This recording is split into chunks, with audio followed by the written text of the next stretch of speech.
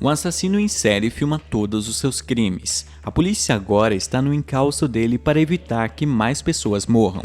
Será possível pegá-lo? E mais, será possível evitar se tornar uma das vítimas do assassino de Pugsy? Isso é o que iremos ver neste vídeo. Mas antes disso, deixe aquele like, também se inscreva e ative o sininho, que assim você fica por dentro dos lançamentos do canal. E não se esqueça de me seguir nas redes sociais que vão estar aí na descrição.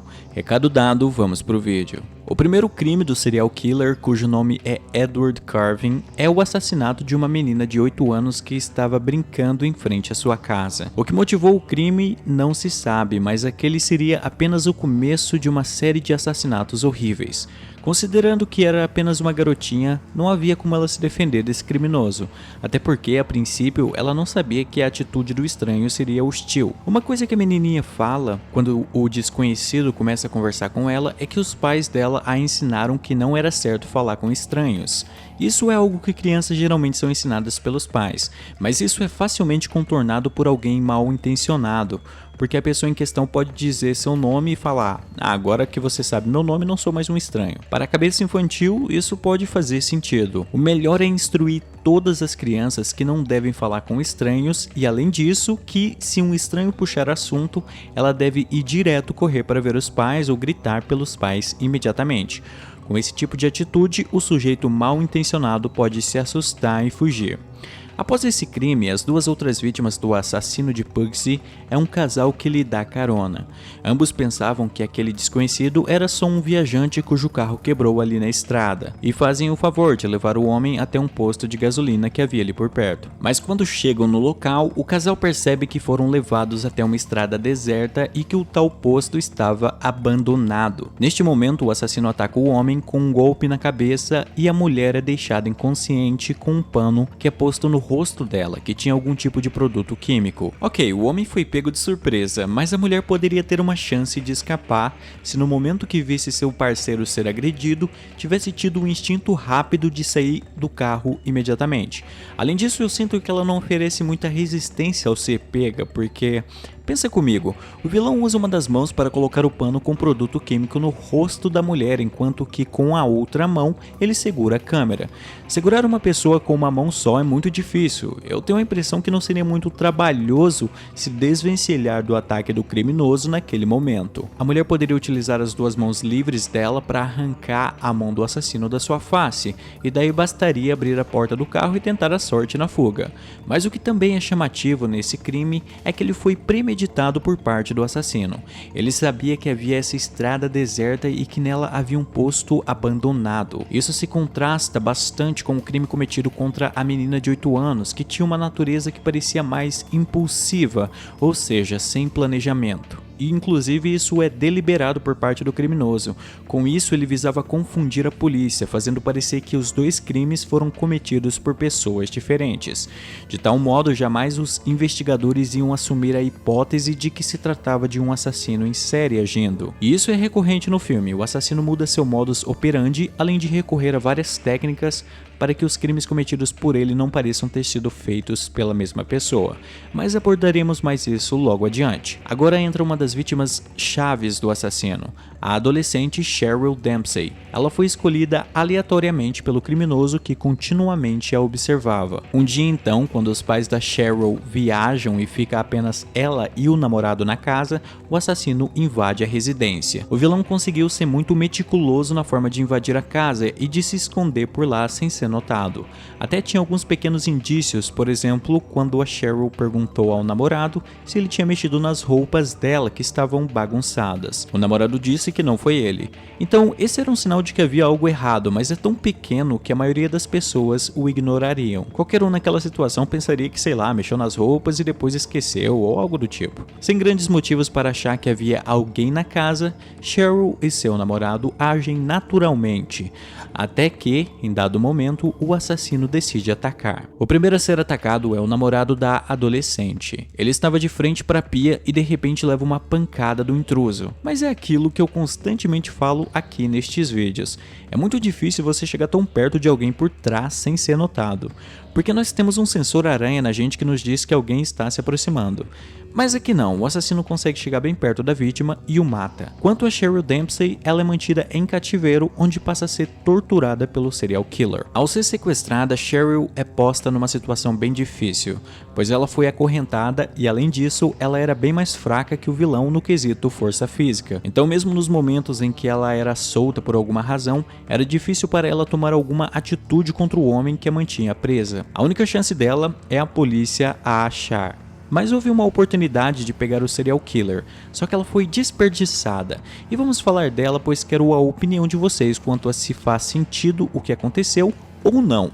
Eu acho que não, mas vamos lá. Com o sumiço da Cheryl, instaurou-se uma comoção, especialmente devido ao teor violento do crime. Porque lembra o namorado da Cheryl? Ele tinha sido assassinado de um modo extremamente violento pelo assassino, tanto que para a polícia parecia difícil acreditar que Cheryl poderia estar viva em algum lugar. Bom, de qualquer modo, houve reportagens sobre o ocorrido, várias pessoas se comoveram e prestaram solidariedade à família e tudo mais.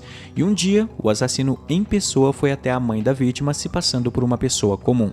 Só que a mãe da Cheryl percebeu que o homem era o assassino, e assim, ela estava rodeada de pessoas. Ela poderia ter dito para eles: foi ele, é o assassino. Só que ela não faz nada disso e o cara simplesmente foge. Depois ela diz que sabia que era o assassino, mas não fez nada nem disse nada por medo. Mulher, tem um monte de gente ao seu redor, bastava você falar pra eles pegar esse cara e pronto. E outra coisa, mesmo não tendo dito no momento que aquele era o responsável por tudo, pelo menos agora ela sabia as características físicas do suspeito. Com isso, poderia ser possível fazer um retrato falado dele. E essa imagem sendo disseminada pela mídia seria uma questão de tempo até alguém que conhece esse sujeito ou viu ele em algum lugar e até a polícia dar informações aos oficiais.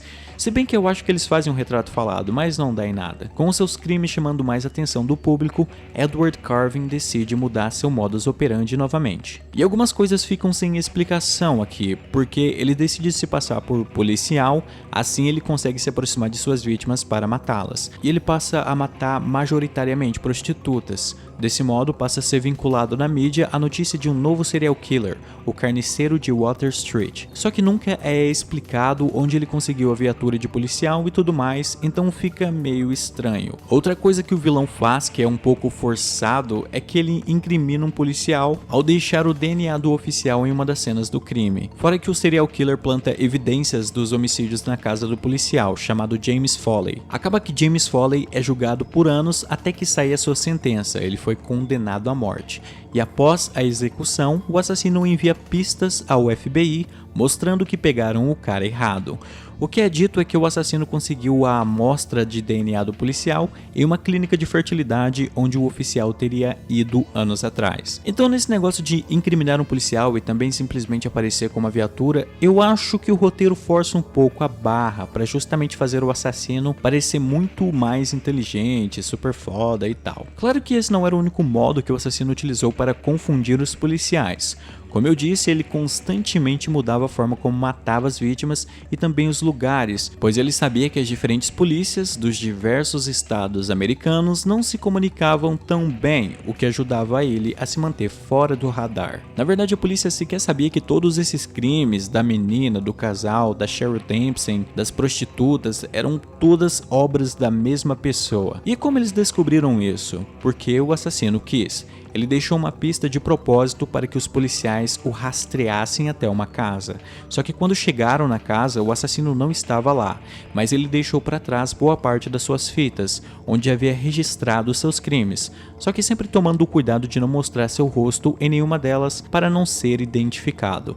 Além disso, outro ponto que prova que o assassino queria que a polícia encontrasse a cena do crime é o fato de não haver nenhuma digital na casa inteira. Deixar essas várias evidências de seus crimes era uma forma dele se exibir para a polícia, uma forma de dizer: olha como eu sou bom em matar. Vocês nunca iriam me descobrir se eu não quisesse. Ou seja, em sua mente distorcida, o assassino queria reconhecimento por seus atos insanos. Só que além das fitas, também foram encontrados vários corpos enterrados no quintal da casa. E também encontraram Cheryl Dempsey. Havia se passado 8 anos desde que ela tinha sido sequestrada pelo serial killer. Durante esse tempo, ela sofreu toda forma de abuso que se possa imaginar, o que causou danos irreversíveis, tanto físicos quanto mentais. O psicológico dela foi tão tão destruído pelo assassino que, mesmo após ter sido liberta dele e estar em segurança na casa de seus pais, ela dizia que o serial killer a amava. Ela inclusive o chamava de mestre e dizia que ele iria voltar por ela. Confesso que essa parte me pegou, eu achei bem perturbador esse final. Ainda mais porque, após uma semana na casa dos pais, Cheryl tira a própria vida. O corpo dela é enterrado, acontece o velório e aí vem o que eu acho que os policiais já deviam ter imaginado que ia acontecer. Bom, antes de entrarmos nisso, vamos a um breve contexto. Um dos agentes que estava investigando o caso era este agente do FBI que constrói perfis de criminosos. Basicamente, eles conseguem montar um perfil de alguém que comete um crime, sua aparência, idade, etnia, etc., com base nos crimes que são cometidos pelos criminosos. Inclusive, tem um livro que fala sobre isso, chamado Mindhunter.